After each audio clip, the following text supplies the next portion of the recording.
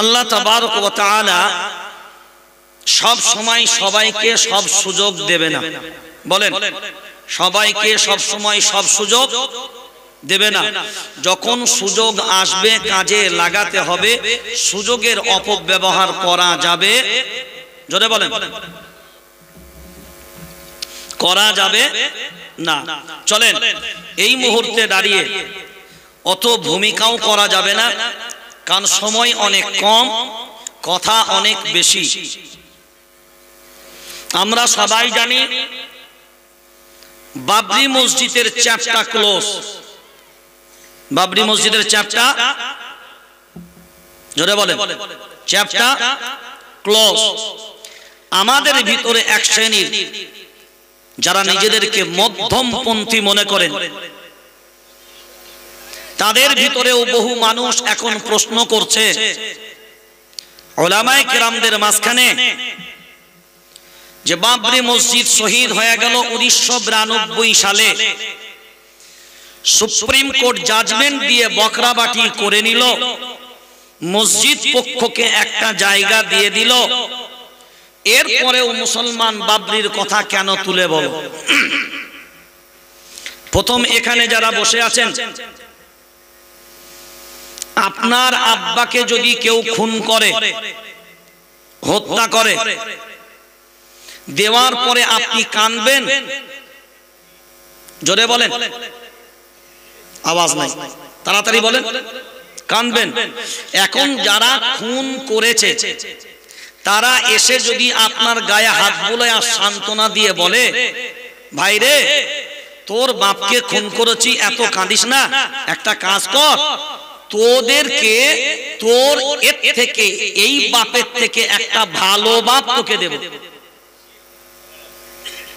কথা বলেন, জোরে বলেন। আচ্ছা বলেন, তাহলে তো ছেলেটা চুপ করে যাবে নাকি? কেন ভালো বাপ পাবে? যে বাপটাকে মার্ডার করেছে ওই বাপটা ছিল কালো, বেটে, ল্যাংড়া, রোগা। যে বাপটা দিবে লম্বা, ফর্সা, তাগড়া, স্বাস্থ্যবান, ভালো। এখন বলেন, তাহলে যদি নতুন বাপ পেয়ে যায়, পুরাতন বাপেরও দুঃখ ঘুচে যাবে? জোরে বলেন, যাবে?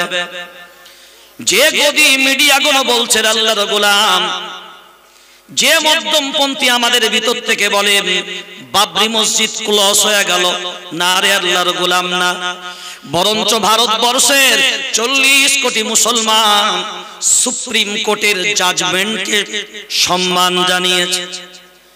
যে সুপ্রিম কোর্ট জাজমেন্ট যখন দিয়েছে নির্দ্বিধায় আমরা মেনে নিয়েছি, কিন্তু দিল থেকে মানতে পারি? জোরে বলেন। আমাদের বিশ্বাস হলো একটাই, বাবরি মসজিদ দেওয়াল ভেঙেছে, বাবরি মসজিদের ছাদ ভেঙেছে, কিন্তু আল্লাহর জমিন আছে না নাই? জোরে বলেন, আছে না নাই? এই জমিনের মালিকের নাম জোরসে আলাম নাজআলিল আরদা মিহাদা আল্লাযী জাআলা লাকুমুল আরদা ফিরাশা। আল্লাহু আকবার বলেন। এই জমিন তোমার বাপের না, এই জমিনের মালিকের নাম আমার আল্লাহ। দেওয়াল ভেঙেছো বাবরির, ছাদ ভেঙেছো বাবরির, কিন্তু জমিন ভাঙতে পারবা? জোরে বলেন। কারণ এই জমিনের মালিক একমাত্র কে? এই মালিক যে আল্লাহ, প্রমাণ যদি নিতে চাও একটুখানি তথ্য ভিত্তিকের উপরে আলোচনায় চলে যাও। আমাদের ভারতবর্ষ একটা দেশ, এই দেশের চারিদিকে তার কাটার বেড়া, তার কাটার বেড়া, আর ওই তার কাটার বেড়ার আশেপাশে বিএসএফ জওয়ান পাহারাদার, বিএসএফ জওয়ান পাহারাদার। বাংলাদেশের কেউ যদি ইন্ডিয়ায় ঢুকতে চায় পারমিশন লাগবে। অনেক ঠান্ডা লাগছে, হ্যাঁ সব বোনাস করেছে, পারমিশন লাগবে।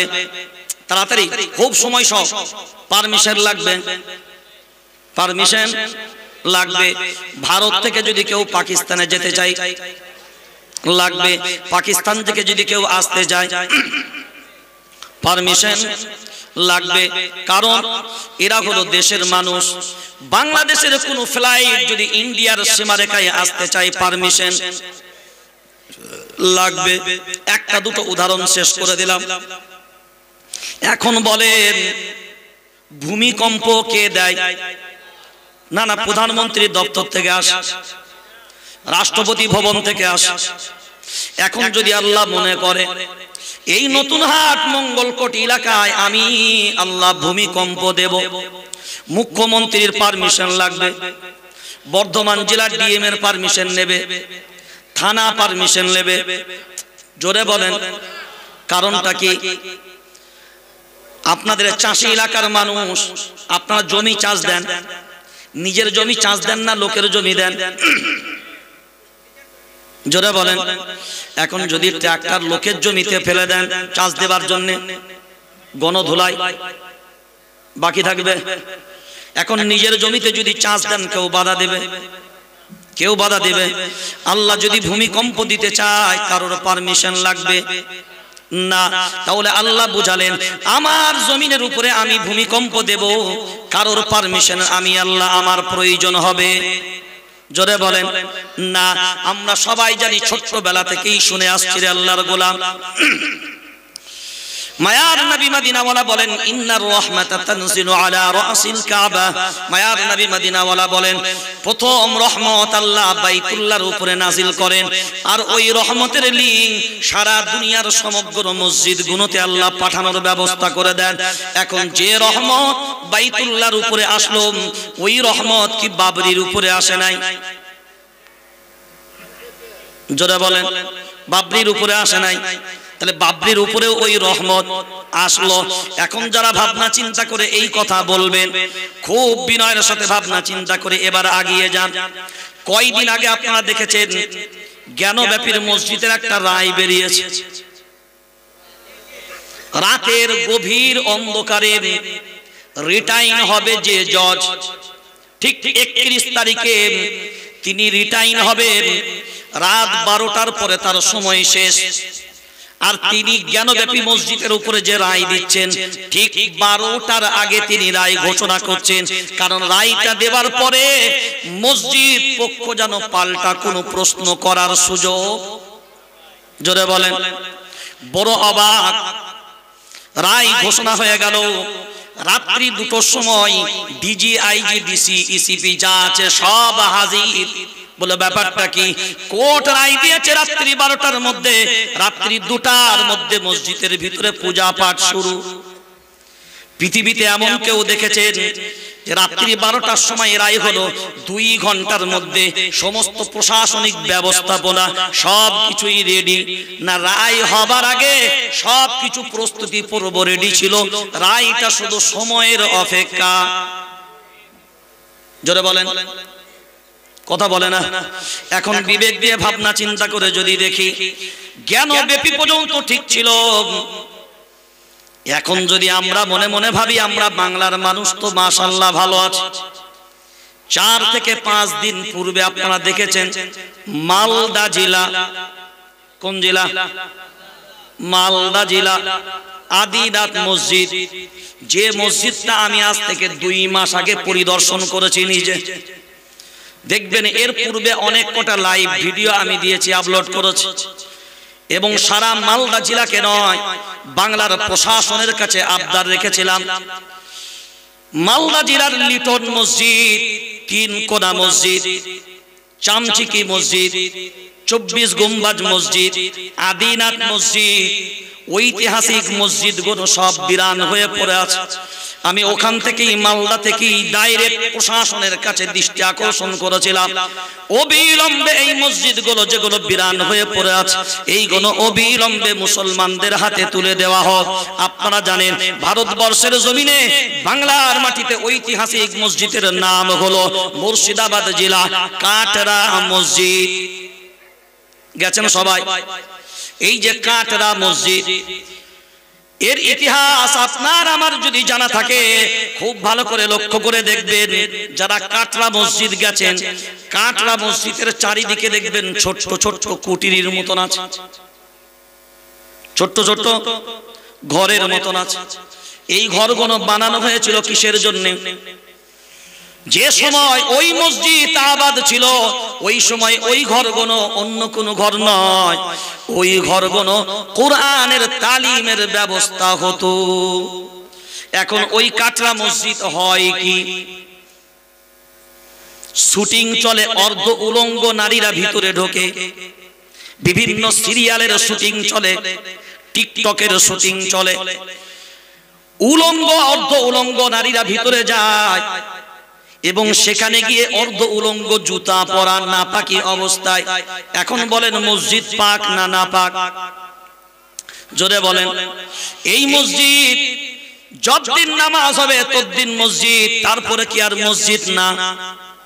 জোরে বলেন না। একবার যদি মসজিদ হয়ে যায় কিয়ামত পর্যন্ত ওটা মসজিদ। জোরে বলেন কিয়ামত পর্যন্ত ওটা মসজিদ থাকবে রে ভাই। আমি বাংলার মানুষকে ওই দিনকে মুর্শিদাবাদ জেলায় দাঁড়িয়ে বলেছিলাম 85% মুসলিম আপনাদের মুর্শিদাবাদ জেলায়, কিন্তু অধিকাংশ লিভার খাটেন কেন? আমার গবেষণায় ধরা পড়লো এই জায়গাটায় আপনাদের মুর্শিদাবাদ জেলায় এতগুলো মসজিদ বিরান হয়ে পড়ে আছে, আবাদ করার ব্যাপারে আপনাদের কোনো চিন্তা ভাবনা নাই। কারণ কোরআনুল কারীম সূরার নাম সূরা তাওবা 10 নম্বর পারা 8 নম্বর সাফার ভিতর আল্লাহ বললেন ইন্নামা ইয়ামুরু মাসাজিদাল্লাহ মান আমানা বিল্লাহি ওয়াল اليوم الآخر وأقام الصلاة وآتى الزكاة ولم يخش إلا الله فعسى أولئك أن يكونوا من المهتدين الله أكبر বলেন। কোরআনুল কারীম আল্লাহ ক্লিয়ার করেছেন, অন্য কেউ নয়। ইন্নামা ইয়ামুরু মাসাজিদাল্লাহ, মসজিদ আবাদ করবে তারা, আমার দিকে তাকান, মসজিদ আবাদ করবে কারা? ঈমানওয়ালা হবে যারা, ঈমানওয়ালা হবে যারা, মসজিদ আবাদ করবে তারা, পরকালের বিশ্বাস রাখবে যারা, মসজিদ আবাদ করবে তারা, নামাজ প্রতিষ্ঠিত করবে যারা, মসজিদ আবাদ করবে তারা, যাকাত প্রদান করবে যারা, মসজিদ আবাদ করবে তারা, এবং ওয়ালাম ইয়াখশা ইল্লাল্লাহ, আল্লাহ ছাড়া অন্যের ভয় রাখবে না যারা, মসজিদ আবাদ করবে, মসজিদ আবাদ করবে তারা। এই 5টা গুণ হবে যাদের, মসজিদ আবাদ তারাই করতে পারবে আল্লাহর গোলাম। এখন বিবেক দিয়ে ভাবনা চিন্তা করে বলেন, বাবরি যেমন ঠেকাতে পারেনি, জ্ঞানব্যাপী যখন ধরে নিয়েছে, আজ বাংলার 42 জন জনপ্রতিনিধি নবান্নে যায়, রাইতাসে যায়, আমাদের রাস্তাঘাট অনেক উন্নত হয়েছে, আমাদের অনেক কিছু উন্নত হয়েছে। আমরা আমাদের জনপ্রতিনিধিদেরকে বলবো আওয়াজ রাস্তার জন্য, শিক্ষার জন্য, স্বাস্থ্যের জন্য, অনেকের জন্য আওয়াজ তুলেছি। এখন আমরা আপনাদের কাছে আবদার রাখলাম 2024 বুঝি না, একটার পর একটা যেভাবে রায় চলে আসছে, আমরা দাবি করলাম আমাদের আওয়াজ একটাই হবে, বাংলা আর যে মসজিদগুলো বিরান হয়ে পড়ে আছে এই মসজিদগুলো সরকার প্রশাসন নিজ উদ্যোগ নিয়ে মুসলমানদের হাতে তুলে দিই। আপনাদের মত কি? জোরে বলেন। কারণ যদি আজ আমাদের হাতে যদি মসজিদগুলো না হয়, আমরা তো কালকের জন্য ভরসা করতে পারছি? জোরে বলেন পারছি না। উত্তরাখণ্ড 9 ফেব্রুয়ারি, সবাই আপনারা জানেন যারা একটু খবর ভালো রাখে, 14ই ফেব্রুয়ারি কোর্ট রায় দেবে। কতই ফেব্রুয়ারি? 14ই ফেব্রুয়ারি কোর্ট রায় দিবে। 9ই ফেব্রুয়ারি রায় দিতে এখনো 5 দিন বাকি। 9 ফেব্রুয়ারি বুলডোজার সহ প্রশাসন পুরো রেডি। ভাঙবে কি? মাদ্রাসা আর মসজিদ ভাঙবে কি? কথা বলে না। মাদ্রাসা মসজিদ। এই 9 ফেব্রুয়ারির এক সপ্তাহ পূর্বে দিল্লির জায়গাটার নাম আমার স্মরণে নেই, মোবাইলে নোট করা আছে। ভোর 5টার সময়, কটার সময়? ভোর 5টার সময় হঠাৎ করে একটা মসজিদ এবং মাদ্রাসা, ওই মক্তব টাইপের মাদ্রাসা চলে। ভোর 5টার সময় পুলিশ গিয়ে, বুলডোজার সহ পুলিশ গিয়ে রেডি, জিসিপি রেডি, বলে 10 মিনিট সময় দিলাম, মসজিদ খালি করে ফেলো। বলে উডাউট নোটিশ। বলে নোটিশের প্রয়োজন নেই। বলে কিসের জন্য ভাঙবে? বলে আমরা রাস্তা করব, প্রয়োজন, ওই জন্য 10 মিনিট সময় দিলাম। বড় দুঃখ নিয়ে বলছি, মসজিদের ভিতর থেকে মুসল্লিরা পর্যন্ত 10 মিনিট সময় পেয়েছে, সব কোরআনগুলো বের করার সুযোগ হয়নি, নামাজের মুসল্লাও সব বের করার সুযোগ হয়নি। 10 মিনিটের পরে বুলডোজার চালিয়ে মসজিদ আর মাদ্রাসা নিস্মার করে দিল। আমি আজ বিবেকের সাথে আপনাকে জিজ্ঞাসা করি, আল্লাহর গোলাম, মুসলমান বেঁচে থাকবে, তোমরাও বেঁচে থাকবে, কারণ জমিনের মালিকের নাম, জোরে বলেন, আর আমরা সৃষ্টিকার, জোরে বলেন, আল্লাহ। তাহলে সৃষ্টি যার, আইন চলবে কার? জোরে বলেন, আলা লাহুল খালকু ওয়াল আমরু তাবারাকাল্লাহু রাব্বুল আলামিন। সৃষ্টি যার, আইন চলবে, সৃষ্টি যার, আইন চলবে তার। এখন ভাবনা চিন্তা করে যদি আমরা দেখি, এই জায়গা থেকে যদি সিদ্ধান্ত না নিতে পারি, মসজিদ আর মাদ্রাসার প্রতি টার্গেট কেন? আপনারা দেখেছেন 10 দিন পূর্বে ইউপির মাটিতে হালাল সার্টিফিকেট বন্ধ করা হয়েছে। সবাই জানেন কি? হ্যালো, এদিকে তাকান। হালাল সার্টিফিকেট ইউপিতে ব্যান করা হয়েছে। আপনি জানেন খাদ্যদ্রব্যের ব্যাপারে হালাল এবং হারাম ডিসাইড করার জন্য ভারতবর্ষ যেহেতু ধর্মনিরপেক্ষ গণতান্ত্রিক রাষ্ট্র, সেই জন্য কোন খাবারটা হালাল প্রোডাক্ট, কোন খাবারটা হালাল দিয়ে তৈরি, তার একটা মার্ক চিহ্ন থাকতো। কিন্তু ইউপি সরকার আর এই কাজটা করতো, ইউপি জমিয়ত উলামায়ে হিন্দ করেছে, ইউপির বড় বড় উলামায়ে কেরামরা করেছে, বহু এনজিও, বহু গ্র্যান্ড মুফতিরা পর্যন্ত করতেন, এই সার্টিফিকেট গুলো তারা দিতেন। কিন্তু বড় আফসোস, আপনারা জানেন যে এই সম্পর্কে তলব করার কোর্ট থেকে পর্যন্ত চক্রান্ত করেছিল সর্বভারতীয় জমিয়ত উলামায়ে হিন্দের সভাপতি মাহমুদ মাদানী হাফিজাহুল্লাহকেও পর্যন্ত কোর্ট তলব করার চক্রান্ত শুরু করেছিল। কিন্তু বহু বড় স্বার্থের ভিত্তিতে সেই জায়গাটা এখনো পর্যন্ত শুরু করেনি। কিন্তু বড় আফসোস, আমাদেরই 5 থেকে 6 জন গ্রান্ড ভালো ভালো বড় বড় উলামায়ে কেরামকে এই হালাল সার্টিফিকেট প্রদান করার জন্য অ্যারেস্ট হতে হয়েছে। তার মানেটা কি? মুসলমান যখন হারাম খাবে, দোয়া কবুল, জোরে বলেন, নামাজ, ইমান, ইমান শেষ। ওই জন্য চক্রান্ত হলো কি, হারাম পেটের ভিতরে মুসলমানদের, জোরে বলেন, ভরে দাও। এখন এরা না হলে হারাম ভরে দেবে। আমরা কি হারাম থেকে নিজেরা বেঁচে আছি? কথা বলে না, আমরা কি নিজেরা হারাম থেকে বেঁচে আছি?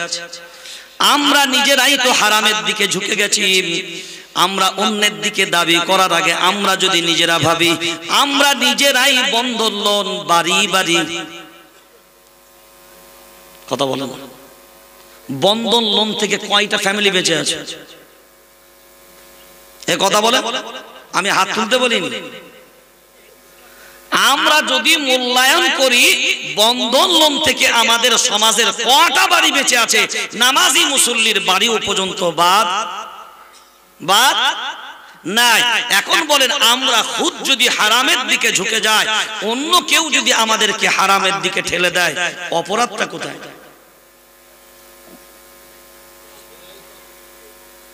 যুক্তির বিচারে তাই তো বলে যে কোনো অপরাধী নেই, কারণ আমরা তো খুদ হারামের দিকে ঢুকে গেছি। এখন যদি এই চক্রান্ত ভারতবর্ষের জমিনে চলতে থাকে, খুব সূক্ষ্মভাবে ভাবনা চিন্তা করে দেখেন, 40 কোটি মুসলমান ভারতবর্ষের জমিনে বাস করে। আমি প্রত্যেকটা জলসায় জাতিকে একটা প্রশ্ন করছি, ওই প্রশ্নের জবাব আমরা তালাশ করে পাইনি। তাই সব জায়গায় এক আওয়াজে এ কথাই জিজ্ঞাসা করি যে বলেন তো 40 কোটি মুসলমান যে দেশে বাস করে এরা কি দোয়া করে না? জোরে বলে। 4.5 লক্ষ খারিজি মাদ্রাসা ভারতবর্ষের জমিনে আছে। এই মাদ্রাসা ওয়ালারা দোয়া করে না? বাংলাতে 1 লক্ষের মতন মসজিদ, এই মসজিদের ইমামরা দোয়া করে না? তাহলে এত দোয়া করার পরে কবুল হচ্ছে না কেন? কথা বলেন। আরে প্রশ্ন অন্য জায়গায় বাদ দেন, যে এত কোটি কোটি মানুষ দোয়া করছে, এ দোয়া কবুল হচ্ছে না কেন?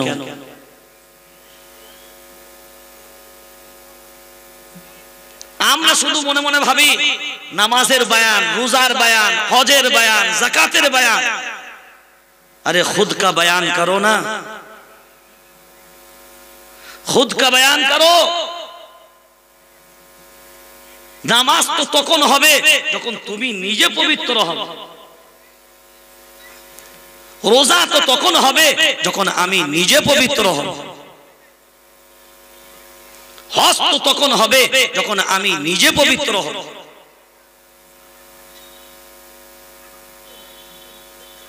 যে দেশ 850 বছর রাজত্ব করলো তাদের হাত থেকে ক্ষমতা চলে গেল কেন? প্রশ্ন করার সময় আসছে।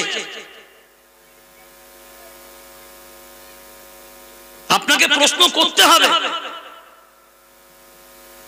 নতুন চক্রান্তের বেড়া জালে কয়েকদিন আগে হঠাৎ করে দেখলাম media, social media, print media, electronics media সবাই উত্তাল, নাকি আধার কার্ড কোথাও কোথাও সব বাতিল হয়ে যাচ্ছে। কি গো, তাই তো? এই চক্রান্তর মানে কি? ডাইরেক্ট এনআরসি করলে এখন আন্দোলন, আওয়াজ উঠবে। ভোটার কার্ড বাতিল যদি হয়ে যায়, ওই ভোটার কার্ড নতুন করে করতে গেলে যে ডকুমেন্টস গুলো সাবমিট করা লাগবে, ওই ডকুমেন্টস গুলো এনআরসির জন্য সাবমিট করতে হবে। চক্রান্তটা বুঝতে পারেন না? আমি প্রায় বলি, মানুষদেরকে যদি আলু ছাল একসাথে ছিলে যদি আপনাকে সেদ্ধ করে দেয়, কেউ খাবে? আর ওই আলুর ছালটা যদি সিঙ্গারা আর চপের ভেতরে ভরে দেয়, তখন ঘুগনিতে দিলে, ডাইরেক্ট দিলে খাবে না। কারণ ডাইরেক্ট যদি অ্যাকশন নেয়, বলবে এনআরসি হচ্ছে, একটা আন্দোলন, একটা আওয়াজ, তোল কালাম হবে, বলে একটা কাজ কর, সিঙ্গারা আর চপের ভিতরে ভরে দে। সিঙ্গারা এই সুযোগগুলো হয় কোথা থেকে? একটাই, তারা আমাদের দুর্বলতা পেয়ে গেছে। আমাদের নিজেদের ভিতরে ইউনিটি নাই, নিজেরাই নিজেদের ভিতরে কাদা ছোড়াছুড়ি করতে ব্যস্ত। এ অন্য দলের বিরুদ্ধে, আমি অন্যের বিরুদ্ধে। খুব যদি সূক্ষ্মভাবে ভাবনা চিন্তা করে দেখি, মায়ার নবী মদিনা ওয়ালা বলেন, কুল্লুকুম রাঈন ওয়া কুল্লুকুম মাসউলুন আন রাইয়াতিহি। প্রত্যেকটা মানুষ তোমরা দায়িত্বশীল। খুব বিবেচনা করে দেখেন, প্রত্যেকটা মানুষ দায়িত্বশীল বলার পরে নবী আবার বললেন, আল ইমামু রাঈন ওয়া মাসউলুন আন রাইয়াতিহি। প্রত্যেকটা ইমামও দায়িত্বশীল, প্রত্যেকটা ইমামও দায়িত্বশীল। তার ইমাম যে হবে, যে মসজিদের আল্লাহর গোলাম, ওই মসজিদের ইমাম হলো দায়িত্বশীল। তার মুক্তাদি সম্পর্কে ইমাম জিজ্ঞাসিত হবে। রাষ্ট্রপতি ইমাম হবে, তিনি দেশ পরিচালনা করবেন, তারও দায়িত্ব, তাকেও কিন্তু জবাব দিতে হবে। প্রধানমন্ত্রীকেও জবাব দেওয়া লাগবে। যে যে জায়গার স্তরের নেতা ইমাম হবে, তাকে তার সম্পর্কে জিজ্ঞাসা করা হবে। আল ইমামু রাঈন ওয়া মাসউলুন আন রাইয়াতিহি, প্রত্যেকটা ইমাম হলো দায়িত্বশীল। এখন বলেন আমার মসজিদের ইমামদের যদি জিজ্ঞাসা করা হয় আমার মুক্তাদি সম্পর্কে, বড় আফসোস নিয়ে বলি আল্লাহর গোলাম, মসজিদের ইমাম মসজিদের মেম্বারে দাঁড়িয়ে হারাম বলবে, হক বলবে, ন্যায় বলবে, বলার উপায় নাই। ইমাম মসজিদের মেম্বারে দাঁড়িয়ে বয়ান করছে। এখন ধরুন সুদের ব্যাপারে বয়ান, তো সুদের ব্যাপারে বয়ান ইমাম যখন করছে আল্লাহর গোলাম, সেই সময় ইমাম তাকাবে না, চোখ বন্ধ করে থাকবে। ইমাম তাকাবে না, চোখ বন্ধ করে থাকবে, তাকাবে। তো মসজিদের ইমাম মেম্বার থেকে যখন তাকিয়ে বয়ান করছে, তো কারণ না কারোর দিকে তো চোখ পড়বে। জ্বালাটা বোঝেন, জ্বালাটা কারণ না কারোর দিকে চোখ পড়বে। যে দিকে চোখটা লাস্ট পড়েছে, যেখানটাই ইমাম হারাম বলছে সুদটা, যে ব্যক্তির দিকে নজরটা গেছে তিনি ছিল মসজিদের প্রেসিডেন্ট। কে ছিল? মসজিদের প্রেসিডেন্ট। আর সুদ হারাম ঠিক ওইখানে চোখটা গেছে আর ওইখানেই হারাম বলছে। নামাজ শেষে বলছে হুজুর তুমি আমার দিকে তাকিয়ে হারাম বললে কেন? ইমাম সাহেব বলছে আমি তো আপনার দিকে তাকিয়ে বলি না, আমি এদিকে ঘুরে বলছি, এদিকে ঘুরে বলছি। যেখানে হারামটা বলছিলাম, যেখানে আমি ওই শব্দটা বলছি, আল্লাহ ভাগ্যক্রমে আপনাকে ওইখানে রেখেছিল। বুঝতে পারেন না? উনি বললে আমি মসজিদের প্রেসিডেন্ট, তুমি আমার দিকে তাকিয়ে বলেছো, মানে নিশ্চয়ই তুমি তো ইমাম, তুমি তো জানো আমার বেটা সুদ নেয়, তুমি তো জানো আমার বিবি বন্ধন লোন নেয়, ওই জন্য তুমি জ্ঞানাকল চালাকি করে আমার দিকেই তুমি কথাটা বললে। অর্থাৎ যা বলেছো বলেছো, আসরের আজানের আগে যেন তোমার বিছানাপত্র না থাকে।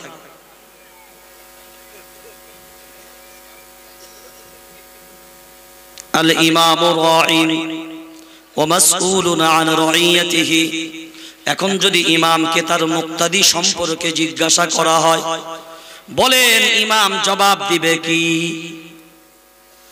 আপনাদের এই এলাকায় নিশ্চয়ই যে মসজিদে ইমাম আপনারা নিয়োগ করেন, ইন্টারভিউ নেন, মসজিদে ইন্টারভিউ নেন না? আরে মসজিদে ইন্টারভিউ হয়, হয় এক ওয়াক্ত নামাজ পড়াবে, না হলে জুম্মা পড়াবে, আর না হলে মসজিদ কমিটি বসবে, ইমাম বসবে, একটু সূরা কিরাত করবে, কণ্ঠটা কেমন দেখবে। হয় না? হয় না? জোরে বলেন হয়। তাহলে ইমাম নিয়োগ করার আগে সিলেকশন করা হয়। কি করা হয়? জোরে বলেন। প্রধানমন্ত্রীকে সিলেকশন করা হয়, রাষ্ট্রপতিকে সিলেকশন করা হয়, প্রধানকেও সিলেকশন করা হয়, বিডিও সাহেবকেও সিলেকশন করা হয়, প্রধান বিচারপতিকেও সিলেকশন করা হয়, ইমাম সাহেবকেও সিলেকশন করা হয়। খুব ভালো করে যদি ভাবনা চিন্তা করে এই জায়গাটা আমরা দেখি, সবারই জন্য সিলেকশন করা হয়, শুধু একটা সিলেকশন করা হয় না। মসজিদের মুসল্লিদের ব্যাপারে কোনো সিলেকশন নাই। যে ইচ্ছা মসজিদে আসবে, নামাজ আদায় করবে, ইমামও বাধা দেবে না, মসজিদ কমিটিও বাধা দিতে পারবে না, গ্রামের মানুষও বাধা দেবে না। খুব ভালো করে ভাবনা চিন্তা করে যদি দেখি, এখন মসজিদের ইমাম, তাকেও যখন রাখবে তার ইন্টারভিউ হবে, তাকেও ঝাড়াই বাছাই করা হবে। আপনি আমার মসজিদে থাকবেন, ঝাড়াই বাছাই করে আপনাকে ইমামতির জায়গা দেওয়া হবে। এখন বলেন মসজিদের মুক্তাদি যারা হবে, ঝাড়াই বাছাইয়ের কি কোনো প্রয়োজন বর্তমানে চলে? কেউ প্রয়োজন মনে করে। এখন এইটা প্রয়োজনের কথা কেন আমি বলছি, এবার তাকান। মাতাল যদি মদ খায়, মাতাল যদি মসজিদের মুসল্লি হয়ে যায়, সুদখোর যদি মসজিদের মুসল্লি হয়ে যায়, বেটার বিয়েতে ঝেড়ে পড়লিয়ে যদি মসজিদের মুসল্লি হয়ে যায়, এখন বলেন নামাজের পরে ইমাম সাহেব দুই হাত তুলে আমার রবের কাছে হাত তুলবে, রব্বানা আতিনা, আয় আল্লাহ আমাদের দোয়া কবুল করে দাও না, এই গ্রামের বরকত দাও না, বালা মুসিবত দূর করে দাও না। আল্লাহ বলছেন যাদেরকে নিয়ে হাত তুলেছো ইমাম, ও তো সুদখোর, মদখোর, হারামখোর গণ তোমার সাথে হাত তুলেছে। ওরা বলে আমিন, আমিনটা বলছে যে নাম্বার 1 মদখোর সে, আমিনটা বলল যে নাম্বার 1 সুদখোর সে, আমিনটা বলল যে নাম্বার 1 হারামখোর সে, নাম্বার 1 হারামখোর সে। এখন বিবেক দিয়ে বলেন ইমাম যতই রব্বানা আতিনা বলুক আল্লাহর গোলাম হাত তুলেছেন যারা, তার ভিতরে কারা?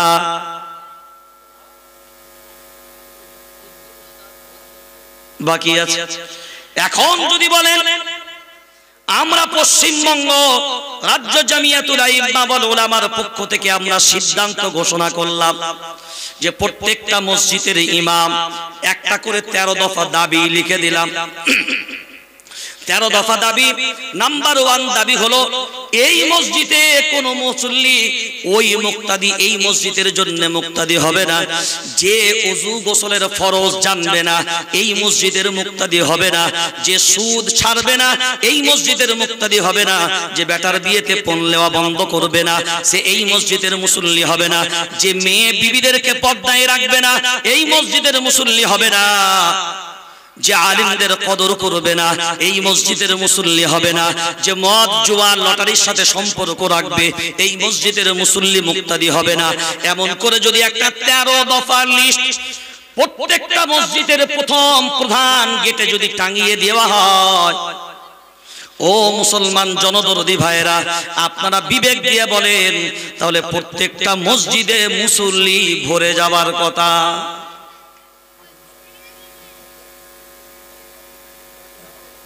কথা বলেন জি, মুসল্লি তো ভরে যাবার কথা। এখন বলেন এই যে দাবিগুলো যদি কোন মসজিদের ইমামরা এই দাবিগুলো যদি করে, এই দাবিগুলো অন্যায় না ন্যায় এটা তো বলেন, সবাই বলেন। এখন বলেন এই ন্যায্য দাবিটা কি মসজিদের ইমামরা করতে পারবে? কথা বলেন সম্ভব হবে? কারণ তাদের করার ক্ষমতা নাই। ও মদ খোর থাকুক, জুয়া খোর থাকুক, সুদ খোর থাকুক, যাই থাকুক, সব বেটাকে নিয়ে নামাজ। এখন বলেন ওই নামাজের জিম্মাদার কে? ওই নামাজওয়ালাদের জিম্মাদার কে? কে? ইমাম সাহেব। তাহলে ইমাম সাহেব জিম্মাদার কার নিয়েছে? মদ করে। জাতির অবস্থাটা বোঝেন, কার জিম্মা নিয়েছে? মদ করে নামাজ আল্লাহ তুমি কবুল করো, আমি ওর জিম্মাদার। সুদ খোর আল্লাহ ওর নামাজ কবুল করো কারণ আমি ওর জিম্মাদার। জুয়ারি লটারি বাটপারি সব আমার সমাজে ভরে গেছে, তারপরেও তারা চিন্তা ভাবনা করে তারা নিজেরা মসজিদের যে মুক্তাদি। এখন বলেন ইমাম আল ইমামু রাঈন ওয়া মাসউলুন আন রাইয়াতিহি, প্রত্যেকটা ইমাম হলো দায়িত্বশীল। তো এই দায়িত্বশীল ইমাম এর দায়িত্ব কি এ পালন করতে পারবে? কথা বলেন। এই সমাজে পরিবর্তনটা কে আনবে? ইমাম যদি করতে চায় ইমামের চাকরি, বড় লজ্জা আমার জাতির ভিতরে জানেন। কোরআনুল কারীম 28 নম্বর পারা, সূরার নাম সূরা মুজাদালা। ইয়ারফাইল্লাহুল্লাযীনা আমানু মিনকুম ওয়াল্লাযীনা উতুল ইলমা দারাজাত। আল্লাহু আকবার বলেন। এই কথাটা যেটা বললাম কার? আল্লাহর। কার? আল্লাহ বলেন শুনে রেখে দাও, ঈমানওয়ালাদের আমি আল্লাহ সম্মানিত করি। কাদের? জোরে বলেন। ঈমানওয়ালাদের এবং ইলমওয়ালাদেরও আমি আল্লাহ বলেন ইলমওয়ালাদেরও আমি আল্লাহ সম্মানিত করি। আল্লাহ বলেন ইলমওয়ালাদের আমি আল্লাহ সম্মানিত করি, ঈমানওয়ালাদের আমি আল্লাহ সম্মানিত করি। এ জাতি বলে ইলমওয়ালাদের আল্লাহ তুমি সম্মানিত করো, কিন্তু ইলমওয়ালাদের আমরা জাতি ইলমওয়ালাদের অপমাননা।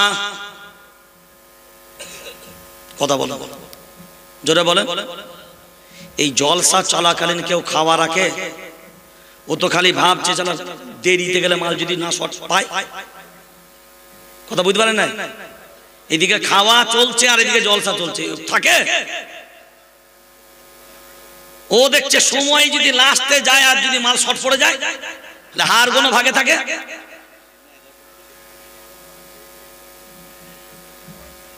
এবার লক্ষ্য করে দেখেন, ওই মসজিদের ইমাম তিনি হলেন একজন আলিমে দ্বীন। এখন তার ব্যাপারে প্ল্যান তৈরি করছে কারা? সব হলো সাধারণ আম।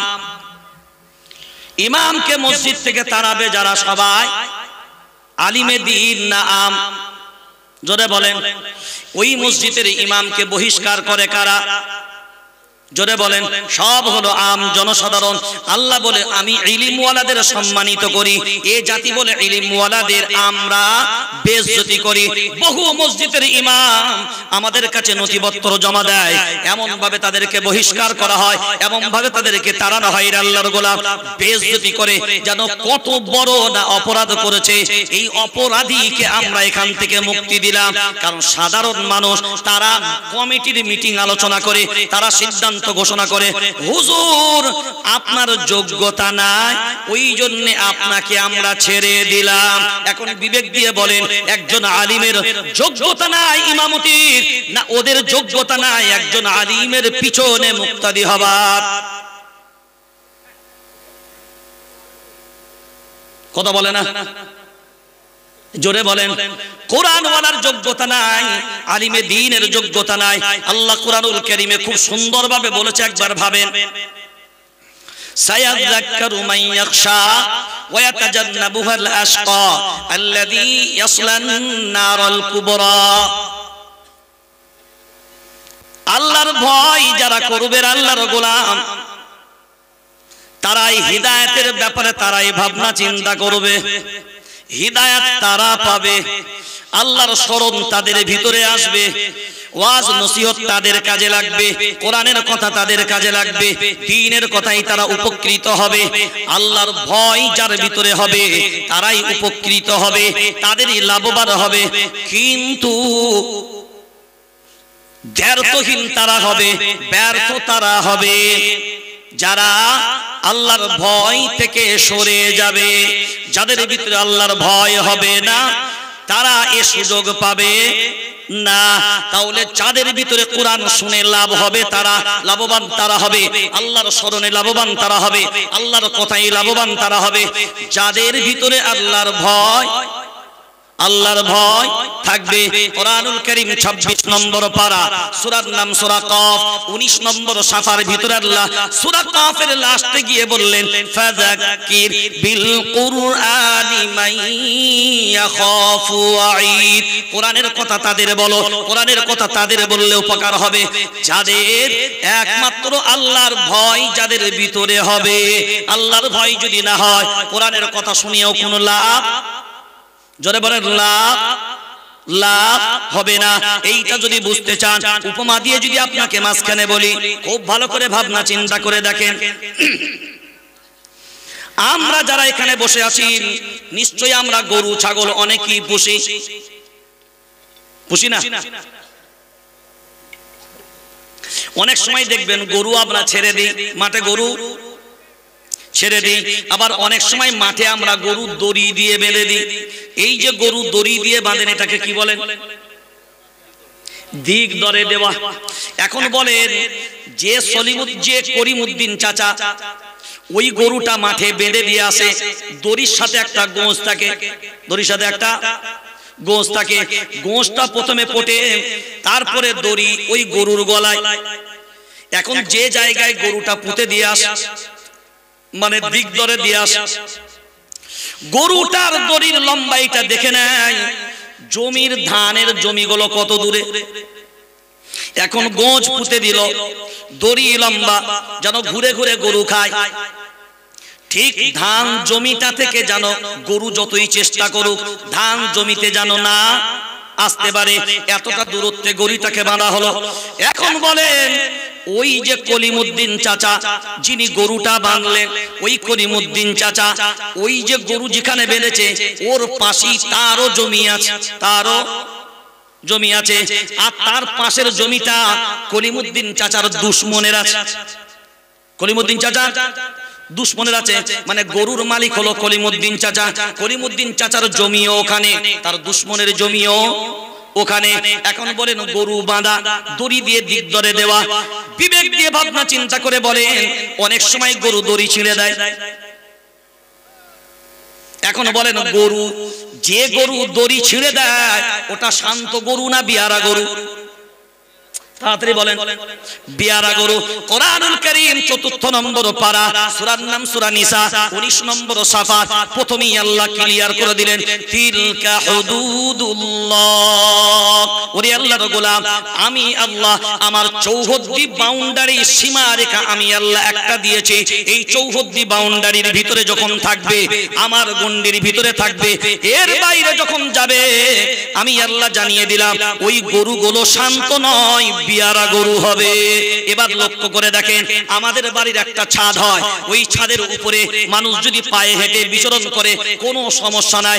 পায়ে হেঁটে ছাদের ভিতরে ঘোরো, পিছন দিকে যাও, সামনের দিকে যাও, কোনো রকমের সমস্যা নাই। এখন বিবেক দিয়ে বলেন, কেউ যদি বলে না না ছাদ ডেঙ্গেও হাঁটবো,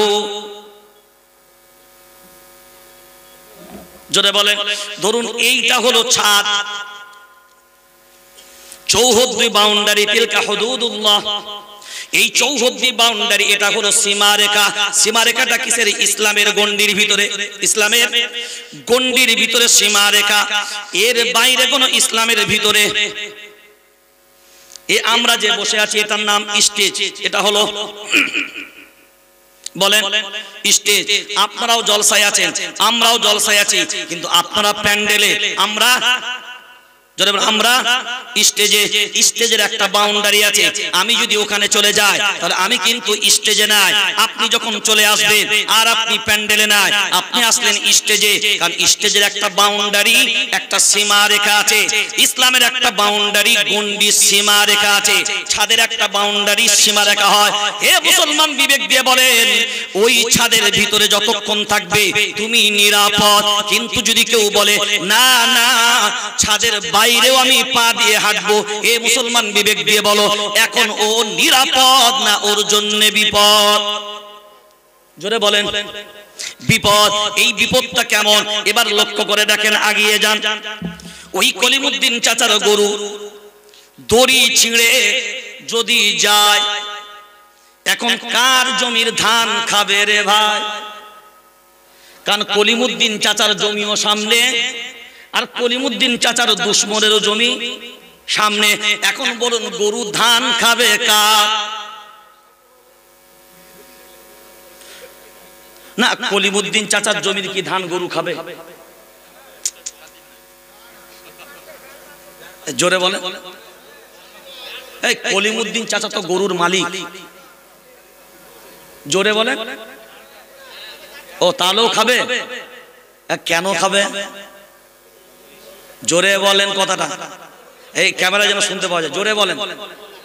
গরু গরু বলে খাবে, কারণ গরু ও জানে না মালিকের মাল কোনটা, দুশ্মনের মাল কোনটা। যেগুলো গরু বলে খাবে, কারণ সে দড়ি ছিঁড়েও খাবে। তো দড়ি ছিঁড়ে যে গরু, ওটা হয় বিয়ারা গরু, আর তার সীমারেখার বাইরে যেটা যায় ওটাই হয়।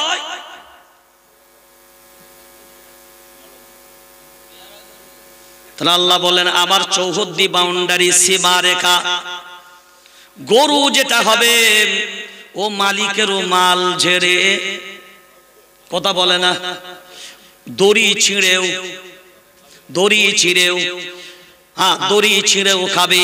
ওরে আল্লাহর গোলাম, এই দড়িটা হলো আমাদের কাছে, গোশটা হলো আমাদের কাছে। মায়ার নবী মদিনাওয়ালার সুন্নাহ, গোশটা হলো মায়ার নবী মদিনাওয়ালার সুন্নাহ, আর দড়িটা হলো কোরআনুল কারীম। আল্লাহ মায়ার নবী মদিনাওয়ালার সুন্নতের উপরে গোজ গেড়ে দিল এই জাতিকে হিদায়াতের জন্য। আর কোরআনুল কারীমের মতন একটা আজমতময় কিতাবের দড়ি আমাদের গলায় শরীয়ত নামে পরিয়ে দিল। ওই জন্য আল্লাহ সূরার নাম সূরা মায়েদা 6 নম্বর পারা 6 নম্বর সাফার ভিতর আল্লাহ বললেন, আল ইয়াউমা আকমালতু লাকুম দীনাকুম ওয়া আতমামতু আলাইকুম আলাইকুম নি'মাতি ওয়া রাদিতু লাকুমুল ইসলাম দীনা। আজ বর্তমান ভারতবর্ষের বহু মিডিয়া বলে এই কথা, বহু গদি মিডিয়ারা এই প্রশ্ন তুলেছে, ইসলাম নাকি পুরাতন যুগের ধর্ম নয়, ইসলাম নাকি সৌদি থেকে এসছে রে ভাই। এই আয়াত প্রমাণ করে, খুব লক্ষ্য করে দেখেন আল্লাহ কোরআনুল কারীম ৩য় নম্বর পারা, সূরার নাম সূরা আল ইমরান, ইন্নাদ-দীনা ইনদাল্লাহিল ইসলাম। আল্লাহ বলেন আমার কাছে মনোনীত ধর্মের নাম ইসলাম। এখন বিবেক দিয়ে ভাবনা চিন্তা করে বলেন, এই জমিনের উপরে প্রথম যে মানুষটাকে আল্লাহ পাঠালেন ওই মানুষটার নাম কি? আদম আলাইহিস সালাম। প্রথম যে নবীটাকে আল্লাহ পাঠালেন ওই নবীটার নাম কি? জোরে বলেন, আদম আলাইহিস সালাম। তাহলে আল্লাহ বলেন আমার কাছে মনোনীত ধর্মের নাম ইসলাম। এখন বলো প্রথম নবী তার ধর্ম কি ছিল? জোরে বলেন। তাহলে তার ধর্ম যদি ইসলাম হয়, সেই ইসলাম এটা ভারতবর্ষের জমিন। খুব ভালো করে ভাবনা চিন্তা করে দাও, ইসলামের জন্মস্থান ওই দেশের নাম হলো সৌদি না, ওই দেশটার নাম হলো হিন্দুস্তান। ওই দেশের নাম, জোরে বলেন, জোরে বলেন। তাহলে এই দেশটা ইসলামের বুনিয়াদ, জন্মস্থান। বলো জন্মস্থানের মায়া মমতা বেশি হবে না কম? তাড়াতাড়ি বলেন। তাহলে ইসলামের জন্ম হলো ভারতবর্ষে, ইসলাম থাকবে না অন্যরা থাকবে, এ স্বপ্ন কোনোদিন পূরণ হবে? জোরে বলেন, সম্ভব হবে? ইসলামের জন্ম যে বুনিয়াদ, ওই জন্য আমি প্রায় বলি, লক্ষ্য করে দেখো আল্লাহর গোলাম আদম আলাইহিস সালাম, আমরা যাকে আব্বা বলি, আমার আব্বা হলেন আদম, আবুল বাশার হলেন তিনি, সমগ্র মানব জাতির একমাত্র গার্জেন পিতা হলেন তিনি। আমার আব্বা যখন দুনিয়ার জমিনে আসলেন, এ ভারতবর্ষের মানুষ হাজারবার ভাবনা চিন্তা করে দেখো, নরকের কথা বলো, স্বর্গের কথা বলো, জাহান্নামের কথা বলো, জান্নাতের কথা বলো, বিবেক দিয়ে এবার বলো, আমার আব্বা ছিলেন জান্নাতের ভিতরে, ওই জান্নাত থেকে জান্নাতের মেহমান প্রথম দুনিয়াতে আসবে। আল্লাহ বলেন আমার প্রথম বান্দা, আমার প্রথম নবী জান্নাতে রেখেছিলাম। জান্নাতটা হলো এমন জায়গা, সেখান থেকে দুনিয়ার জীবনে এমন একটা জায়গায় পাঠাবো, কারণ আমার জান্নাতি মেহমান এমন একটা জায়গা যাবে, ওই জায়গাটাও যেন জান্নাতি মেহমানের উপযুক্ত হয়। সুবহানাল্লাহ বলবেন না? আল্লাহ বাঁচলেন কোনটা? সৌদিকে নিলেন না, মিশরকে নিলেন না, সিরিয়াকে নিলেন না, কোন দেশকে নিলেন না, কোন মুসলিম কান্ট্রি ভাবলেন না। আল্লাহ বাঁচলেন কোথায়? সেই দেশের নাম হলো ভারতবর্ষ। অখণ্ড ভারতবর্ষ যখন ছিল, শ্রীলঙ্কা ভারতের অংশ, বাংলাদেশ, নেপাল, বার্মা, ভুটান, আফগানিস্তান, পাকিস্তান, বাংলাদেশ সবই হলো ভারতের অংশ। ওই দেশের মাটিতে এলো। আমরা আদমকে আব্বা বলে মানি বলো, কিন্তু সবাই তো আব্বা বলে, জোরে বলেন, সবাই তো আব্বা বলে মানে না। বলো, সুপ্রিম কোর্টে যখন বাবরি মসজিদের রায় চলছিল, একজন উকিল প্রশ্ন করে বসেছিল যে 500 বছর আগের কথা আপনি তুলেছেন, ওই 500 বছর আগে দুই ধরনের মানুষ একই সময়ে কি করে থাকতে পারে? একটা হলো লেজওয়ালা আর একটা হলো লেজ ছাড়া। একটা হলো লেজওয়ালা আর একটা হলো লেজ ছাড়া। আবার দুইজনাই কথা বলতো কার মতন? মানুষের মতন। দুইজনাই কথা বলতো মানুষের মতন। তাহলে বোঝা গেল একই সাথে লেজওয়ালা মানুষ হবে আর একই সাথে লেজবিহীন হবে। আরে আজও পর্যন্ত 20 বছর 100 বছর তোমাদের ভিতরে বলো, ওরে লেজওয়ালা যে তখন মানুষ ছিল, এখন তো একটা লেজওয়ালা মানুষ প্রমাণ করে বলো, এই কথা বলো। আরে একটাও তো হবে।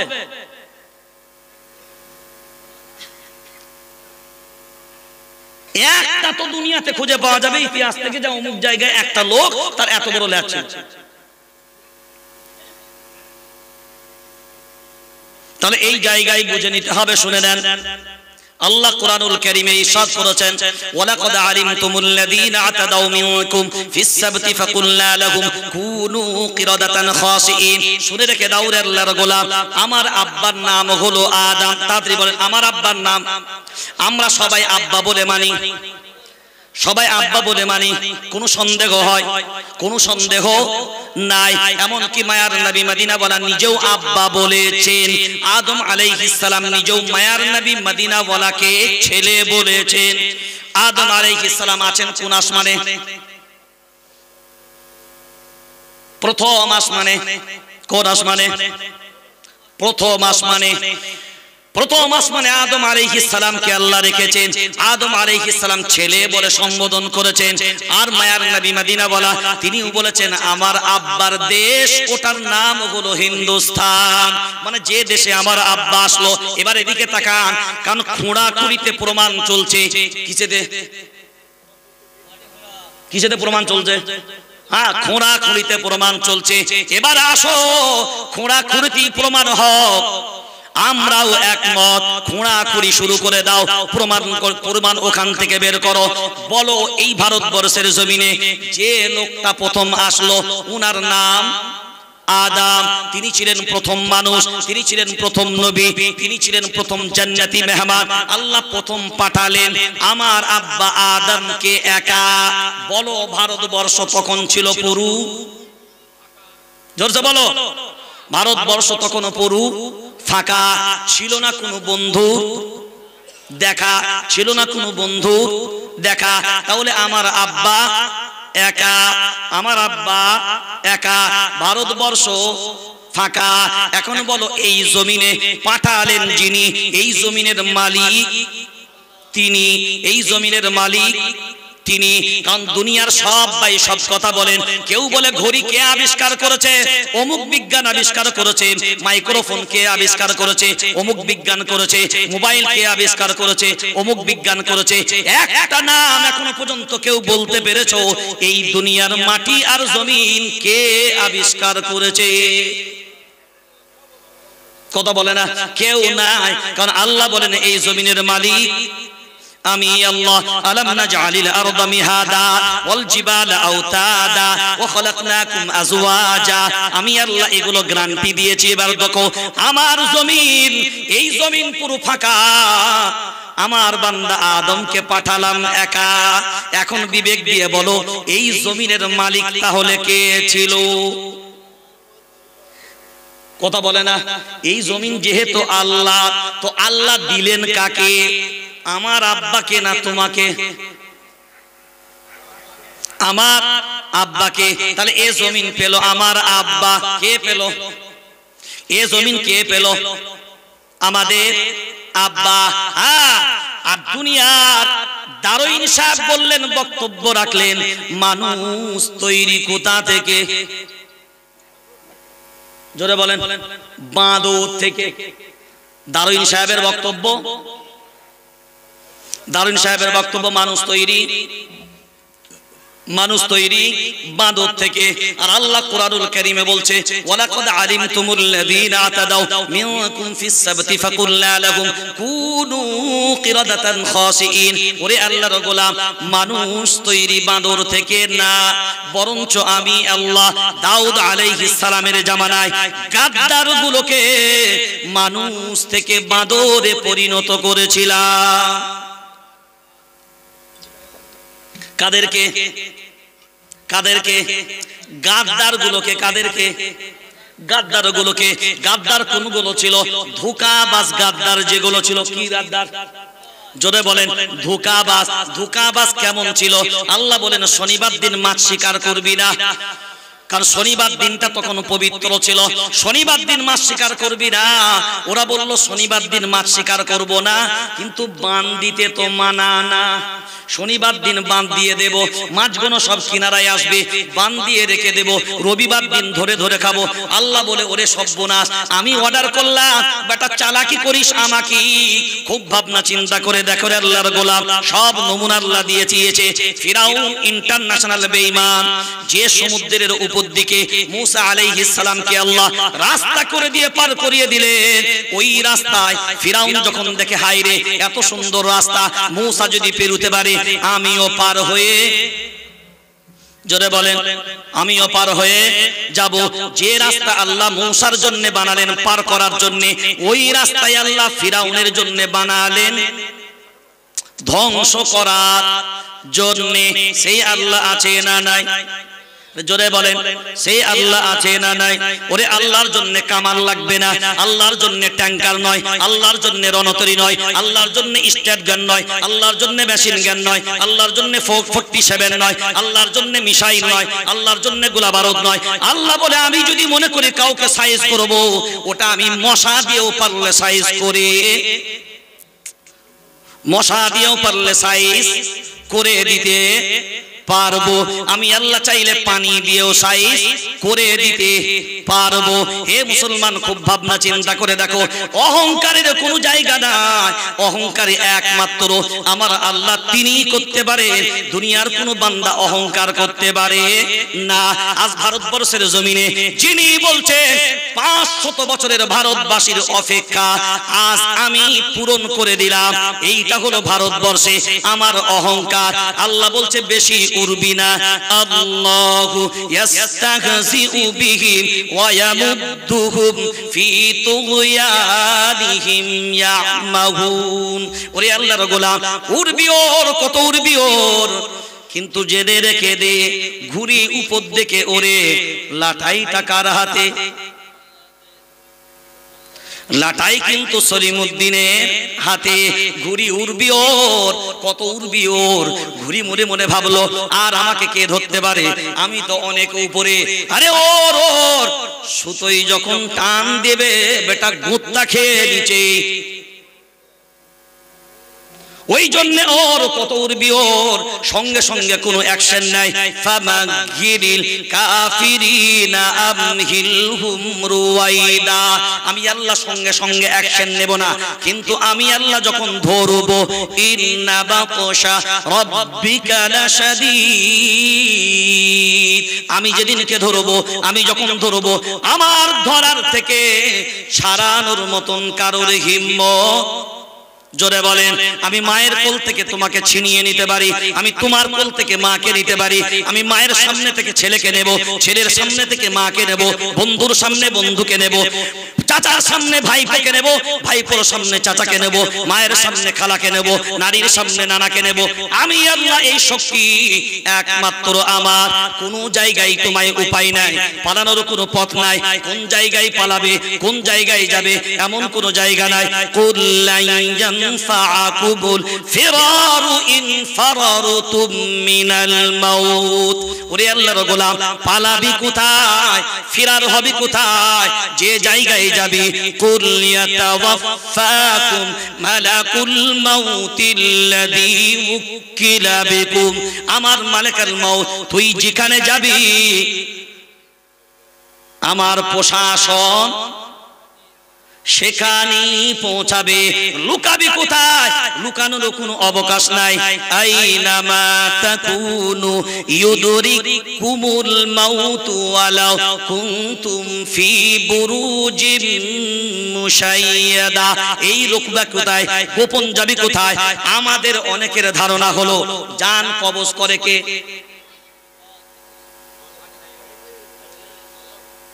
কে করে? মালেকাল মাউত কে করে? জোরে বলেন না। আজরাইল আলাইহিস সালাম হলেন এই ডিপার্টমেন্টের হেড অফ দা ডিপার্টমেন্ট। আজরাইল আসসালাম হলেন এই ডিপার্টমেন্টের পুরো দায়িত্ব আল্লাহ তাকে দান করেছেন। তার আন্ডারে মালেকাল মাউত এরা জান কবজের কাজগুলো করে। জান কবজের কাজগুলো কারা?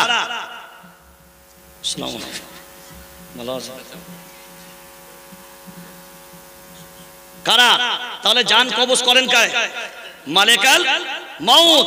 এই ডিপার্টমেন্টের হেড অফ দা ডিপার্টমেন্ট হলো আজরাইল আলাইহিস সালাম। তার তত্ত্বাবধানে এই কাজগুলো চলে।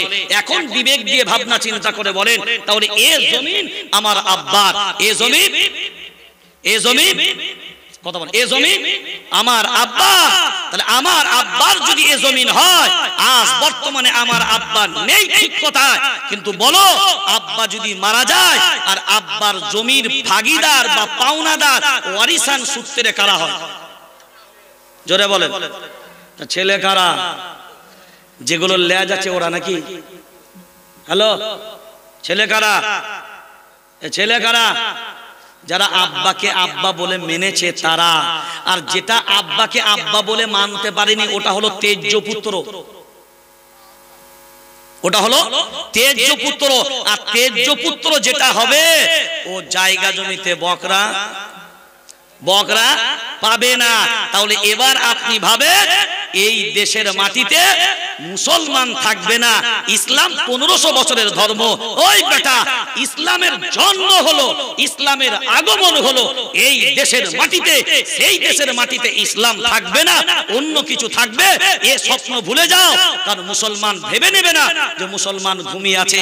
সময় যখন আসবে নিশ্চয়ই তার জবাব তুমি আজ নতুবা কাল, কাল অবশ্যই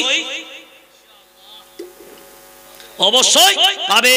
ওই জন্য আমাদের বিশ্বাস, আমাদের ধারণা নয়, আমাদের দৃঢ় বিশ্বাস কিয়ামতের ময়দানে বাবরি মসজিদ আপন জায়গায়, আপন পাওয়ার, আপন শক্তি এবং তার সাথে যারাই সাথ দিয়েছে তার পক্ষে যারা আছে, ইনশাআল্লাহ বাবরি মসজিদ আপন অবস্থান নেই, কিয়ামতের ময়দানে উঠিবে, এতে কোনো সন্দেহ নেই। কারণ বাবরি মসজিদ যে জায়গায় ছিল ওই জায়গাতেই আছে, কারণ জমিন কারোর বাপের না। কিন্তু আমরা এই সময় জামিয়াতুল আইম্মা ওয়াল উলামার পক্ষ থেকে বাংলার জননেত্রী মুখ্যমন্ত্রীকেও বলেছি, বাংলার প্রশাসনকেও বলেছি, আমাদের জনপ্রতিনিধি 42 জন, নবান্ন রাইটার্স যে যেখানেই থাকুক, আমাদের প্রথম দাবি আজকের পর থেকে 1986 সালে কাঠড়া মসজিদ বন্ধ করেছেন। 1986 সালে চালাকি করে মুসলিমদেরকে কচুকাটা করেছেন একটা প্ল্যান গেম চালিয়ে। সেই মসজিদ এই বাংলার 3 কোটি জনসংখ্যা যেখানে মুসলমান, বারবার একটা সমীক্ষা ভাববেন, 9 কোটি 32 লক্ষ জনসংখ্যা বাংলার মাটিতে, একক সংখ্যায় মুসলিম হলো 3 কোটি, 31% জনসংখ্যা মুসলমান, ভোট দেয় 40% জনসংখ্যা মুসলমান, 1 লক্ষের মতন মসজিদের সংখ্যা, 1.5 লক্ষের মতন ইমাম মুয়াজ্জিনের সংখ্যা, 38,300 মতন গ্রাম, 35,000 গ্রামে মসজিদ, হাজারের মতন মাদ্রাসা রাবেদার আন্ডারে, এমএসকে মাদ্রাসা, সিনিয়র মাদ্রাসা, খারিজি মাদ্রাসা, আনএডেড মাদ্রাসা, এরপরে গোল টুপি, লম্বা টুপি, চিরা জামা, গোল জামা, অমুক পার্টি তমুক পার্টি, এ দল সে দল, ও তবলিগ, দেওবন্দি, বেরেলি, ফুরফুরা, হানফি, শাফি, মালিকি, হাম্বলি, যত যা দল আছে খুব ভালো করে ভাবনা চিন্তা করে দেখেন, যদি এই 3 কোটি জনসংখ্যা সব মাসলাকের উলামায়ে কিরামরা যদি সামনের সারিতে আসে, দল বুঝবে না, মত বুঝবে না, আল কুফরু বিল্লাহ পৃথিবীর সব বেঈমানগণ ইউনাইটেড, অথচ মায়ার নবী মদিনাওয়ালা বলেন আল মুমিনুনা কাল জাসাদিল ওয়াহিদ, প্রত্যেকটা সারা দুনিয়ার প্রত্যেকটা মুমিন একটা বডির মতো, একটা দেহের মতো। হে মুসলমান, এখানে নয়, তুমি ফিলিস্তিনের দিকে একবার তাকাও, 70,000 হামাস বাহিনী সারা পৃথিবীর ইন্টারন্যাশনাল বেঈমানদের মোকাবেলা করার জায়গায় দাঁড়িয়ে গেছে, মাথা নত করেনি। তুমি ভারতবর্ষের 40 কোটি জনসংখ্যা তোমার মুসলমান, একবার যদি রুখে দাঁড়াও, আজ বাংলার এই 3 কোটি মুসলমান যদি দাঁড়িয়ে যায়, সব শ্রেণীর উলামায়ে কিরাম, সব শ্রেণীর ইমাম, কোনো মত থাকবে না, পথ নয়, রব আমার এক, কালিমা আমার এক, নবী আমার এক, ধর্ম আমার এক, কিতাব আমার এক, জাতি আমি এক, উম্মত আমি এক, একত্ববাদের পরিচয়কে সামনে রেখে যদি সব উলামায়ে কিরাম নারায়ে তাকবীর আওয়াজ লাগায়, 3 কোটি জনসংখ্যা মুসলমান পিছনে দাঁড়িয়ে আল্লাহু আকবার বলে সারা দিবে, ওরে বাংলার মাটি না, সারা ভারতবর্ষের মাটি না, সারা পৃথিবীর বেঈমান পর্যন্ত কম্পিত হবে। কিন্তু লড়াইটা আমাদের কোথায়? সব কাদা ছোড়াছড়ি মাইকে, কথা বলেন, কাদা ছোড়াছড়ি, কে আমিন জোরে বলবে, কে আসতে বলবে। এখন এই লড়াইয়ের সময় নাই, এখন এই লড়াইয়ের এখন এই লড়াই, আরে আস্তে হোক জোরে হোক বলছে তো, যে কোনো বলছে না তার ব্যাপারে ভাববে কে, কে টুপি পরবে কে পরবে না, এ লড়াই তোমার। এখন যেগুলো একদমই পরে না, কোন টুপি পরবে ও লড়াই করছো, কিন্তু যেগুলো একদমই পরে না ওর কথা ভাববে কে? কথা বোঝেননি? হ্যাঁ, বর্তমান এই পরিস্থিতিতে যেহেতু হযরত এসেছেন, তিনি কত দোয়া রাখবেন দেখি মনে হচ্ছে অসুস্থ, জানি না। শারীরিক ভাবে আমরা দোয়া করব সব সময়। এই সমস্ত উলামায়ে কেরামগণ, আল্লাহওয়ালা মানুষ যতদিন আমাদের মাঝে থাকবে ততদিন আমাদের জন্য একটা বরকত, ততদিন আমাদের জন্য একটা কি, আল্লাহওয়ালা মানুষের বর্তমান সময়ে বড় অভাব। আলেমের অভাব নাই, কি বললাম? আলিমের অভাব নাই, জ্ঞানের অভাব নাই। জ্ঞান যত বেড়েছে তত ছেঁচড়া বেড়েছে। কি গো, জ্ঞান যত বেড়েছে তত, আগে 20-25 বছর পূর্বে এত আলিম ছিল না আর এত জ্ঞান ছিল না, কিন্তু মানুষের ঈমান গুণ অনেক ভালো ছিল, কি মনে হয়? আর এখন যত শিখেছে তত পণ্ডিতি ফলাচ্ছে। আগে ওই জন্য গ্রামগঞ্জে ল্যাফড়া ঝামেলা এত ছিল না, যত ঝামেলা এখন মসজিদে ঢুকেছে। এখন তো ঝামেলা মসজিদে, মানে একটা মসজিদে যে কত ফেরকা আছে আল্লাহই বেহতর জানে। নতুন মুচল্লি যদি কেউ মসজিদে যায় তার জন্য যে কি বিপদ, সে বুঝতে পারছে না আমি নতুন মানুষ কোন কায়দায় নামাজ পড়ব। হ্যাঁ, একটা ঘটেছে এক জায়গায়, মানে মুচল্লি গেছে, জীবনে প্রতি বেচারা নামাজ পড়ে না, ওই লাইফের প্রথম গেছে মসজিদ। তো মসজিদে নামাজ, যেমন সাবির ভাই বসে আছে, মুফতি সাহেব বসে আছে, ওরম পাশে বসে আছে, তো পাশের মুসল্লি একদম সাবির ভাই। তো আমি নামাজ পড়ে যেমনি সালামটা ফিরেছি, ও খালি কুতকুত করছে কখনো কে বলবো। সালামটা ফিরেছি, ফট করে কানে, এই ভাই শোন, কি ভাই তুমি যে নামাজটা পড়লে নামাজটা হলো না। বলছে কাকে? যে জীবনে কোনোদিন নামাজ পড়ে না। তাকে প্রথমে কি বললো? তুমি যে নামাজটা বললে সে নামাজটা। এখন বলেন ও মনের দিক দেখি, ঠিক না বল? এই যে আমার সাথে কানে ফুসফুস হলো, ওইটা দূর থেকে একজন দেখতে পেয়েছে, মানে ও আর একটা দলের লোক। ও দেখছে বেটা তো ওকে দলে ধরে নিচ্ছে মনে হচ্ছে। ও তখন ডাকছে ভাই শোন, এ মনে মনে বলে ওরে বাবা, এ বললো তোর হয়নি, এ মনে হচ্ছে কিছু আরো খাতির দেবে। এ বলে কি বলছিল, তার মানে কি ও একটা দল করে, ও একটা দল করে, তো জানে। ও দেখছে আমার আগে বেটা ও নিয়ে নিল, একে আমার দলে টানতে হবে। বলে কি বললো? বললো উনি বললো তোর নামাজ হয়নি, উনি ওখান থেকে ফতোয়া দিল, বাদ দিয়ে দেখিনি ওর কথা। তখন বোঝা গেল যে ও আর একটা দল করে। তখন গেটে একজন মুরব্বী দাঁড়িয়ে আছে, ও তখন ডেকেছে, এ বাবু শোন।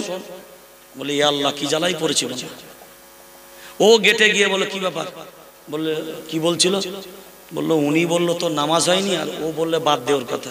ইনি তখন গেট থেকে বলছে তুই যদি খামোখাই ওদের কথা শুনিস, মানে ও আর একটা দল করে।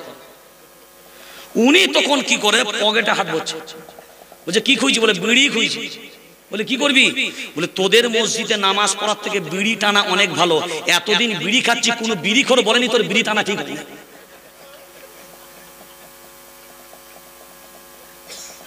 জাতির দশা এই জায়গায়। সেই জন্যে আমরা খুব বিনয়ের সাথে বলছি, আদিনাথ মসজিদে যারা পূজা পাঠ করে এই বাংলার সম্প্রীতিকে নষ্ট করার চক্রান্ত করেছে, অবিলম্বে প্রশাসনের উচিত দৃষ্টান্তমূলক তাদের শাস্তি হওয়া। কি বলেন? কথা বলেন না কেন? কোন পারমিশন ছিল? কোন আইন আছে? মসজিদগুলো নিয়ে সব ছিনিমিনি শুরু করে দিয়েছে, যে একবার যদি শুরু করে, এটা ছেলে খেলা নয়। বাবরি মসজিদে মূর্তি ঢুকিয়েছিল 1949 সালে, ভেঙেছে 92 সালে। মূর্তি ঢুকিয়ে দিল, এই যে জ্ঞানব্যাপী রাতের অন্ধকারে রায় দিয়ে দিল, মানে একবার শুরুয়াত করে দিলে ওটা বন্ধ করতে গেলে অনেক ঝামেলা আছে, বলো বুঝতে পারেননি? এই যে করে দেওয়া, এগুলো এক একটা চক্রান্ত। আমি অনেক তথ্য আপনাকে দিয়েছি, সেই জন্য রাত অনেক গভীর। আপনাদের যেহেতু খাওয়া দাওয়ার ব্যাপার আছে, 11টা পর্যন্তই যেহেতু সময়। আর আমি অবাক হয়ে গেলাম, আমি নিজে অসুস্থ ঠিক কথাই, কিন্তু মানুষ খাবার পিছনে এত ছুটে চলে যাবে, বহু রাত কোন দিকে আমরা চলে দিই। হ্যাঁ, মানুষ চলে যাবে, মানুষ এর দায়িত্ববোধ বলে মানুষের কিছু নেই। রাগ করেন না, আমি বাস্তব বলছি, দায়িত্ববোধ বলে মানুষের কিছু নেই। তোমার যে সামনের, তোমাদের যে রাহাবার, তোমাদেরকে যে দিক দেখাবে, কি রাহাবারি করে, কি দিক দেখায়, কোন দিকে তোমাদের পথ চলা হবে, সেইটা জাতিকে জানতে হবে না? মোবাইল ঘেটে ঘেটে সব জেনে ফেলবে। এই সমস্ত ওলামায়ে কিরামরা আপনাদেরকে মেহমান হিসাবে এসছে, তাদের সম্মান করাটা আমাদের দায়িত্ব নয়? চলে যাওয়াটা আমার খাবারের জন্য যদি আমি চলে যাই, সেটা আলেম ওলামাদেরকে অপমাননা করা। এগুলো কোরআন যখন চলছে আপনি উঠে চলে গেলেন মানে কি? কোরআন দরকার নেই আমার, কোরআন এটা আপনি চান না, কিন্তু আপনার ব্যবহার এটা প্রমাণ করে। সেই জন্য অনুরোধ রইল, জামিয়াতুল আইম্মা ওয়াল উলামা আল্লাহর ইহসান, হকের উপরে কারোর গোলামি করে না। এখনো পর্যন্ত দ্ব্যর্থহীন ভাবে দাঁড়িয়ে আছে অবিচল, ইমামদেরকে ঐক্যবদ্ধ করে, যেখানে কোনো মাসলাকি দ্বন্দ্ব নেই। আল্লাহর ইহসান বাংলার একটা বৃহৎ সংগঠন, যেটা আল্লাহর ইহসান, কোনো মাসলাকি দ্বন্দ্ব নেই। এই যে সাবির ভাই আপনাদের এলাকার মানুষ, তো মুফতি সাহেব আপনাদের এলাকার মানুষ, জামিয়াতুল আইম্মার রাজ্য সহসভাপতি, কাটুয়া সাব ডিভিশনের সম্পাদক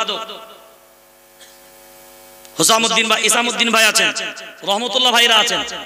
এখানে দেখবেন এখানে বহু মাসলাকের আহলে হাদিস মাসলাকের উলামারা আছে না? কিন্তু আল্লাহর ইহসান জামিয়াতুল আইম্মা তারা কর্ণধার এক একজন আছে না? আবার উলামায়ে দেওবন্দ, এটাই হলো জামিয়াতুল আইম্মা ওয়াল উলামার বৈচিত্র্য। হ্যাঁ, আসুন আমরা মসজিদগুলোকে সুষ্ঠু করি আর মসজিদের ইমামদের যোগ্য সম্মান আমরা দিই। বড় দুঃখ নিয়ে কথাটা এই জন্য বললাম, আজ আমাদের মসজিদের যে ইমামদের মাইনে কত করে গো? মানে এই যে আপনারা বলছেন, মানে আপনারা সবাই জানেন যে এটা আমাদের অনুচিত।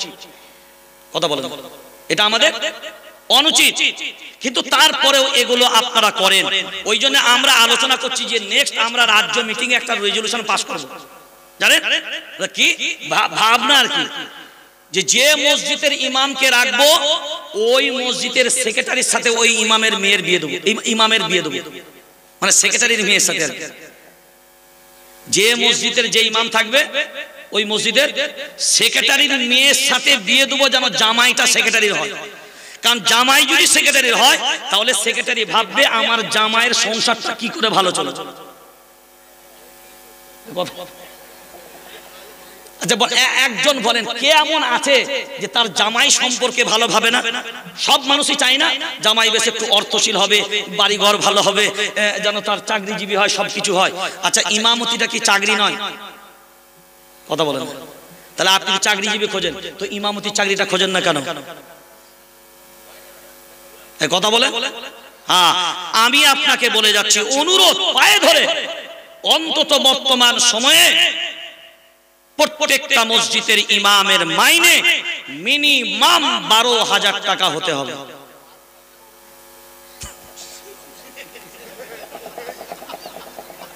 আগে 12টাই টপকান, 24-এ পরে যাবেন, সবে 24 সাল পড়েছে।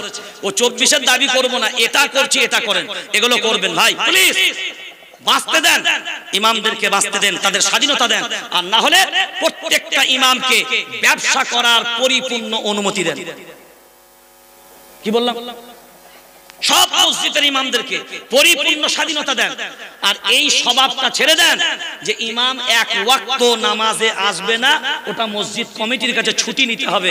প্লিজ প্লিজ, তিনি আলেম, তিনি আপনার কাছে অনুমতি নেবে না, আপনি তার কাছে অনুমতি নেবেন। যদি নবীকে মানেন, আল্লাহর নবী বলেছেন আল ইমামু দামিনুন, ইমামরা হলো জিম্মাদার, ইমামরা হলো, তা অনুমতি কার কাছে নেবেন? হ্যাঁ প্লিজ, নিশ্চয়ই ইমামরা সিনেমা দেখার জন্য এক ওয়াক্ত কামাই করে না। কথা বলেন না কেন? নিশ্চয়ই কোনো না কোনো কাজে গেছে, হতেই পারে আপনার যায় না, সেইটার জন্য কেন কৈফিয়ত দিতে হবে? সমাজকে ঠিক করে। আল্লাহ আমাদেরকে বুঝশক্তি দান করুক। সেই জন্য বড় কঠিন একটা সময় আমরা যাচ্ছি। আমরা সবাই নিজেরা তাহাজ্জুদ ওয়ালা হব, দোয়া করব যাতে করে আমরা এক হতে পারি, নেক হতে পারি। আর সবাইকে নিয়ে যেন আমরা চলবো ইনশাআল্লাহ, চলবো ইনশাআল্লাহ। হ্যাঁ, আল্লাহ যাদেরকে এতক্ষণ পর্যন্ত ধৈর্য ধরে রাখলেন, আল্লাহ আপনাদেরকে পরিপূর্ণ উত্তম উত্তম প্রতিদান দান করুক। সবাই বলি আল্লাহুম্মা আমিন। ওয়া আখিরু দাওয়ানা আলহামদুলিল্লাহি রাব্বিল আলামিন।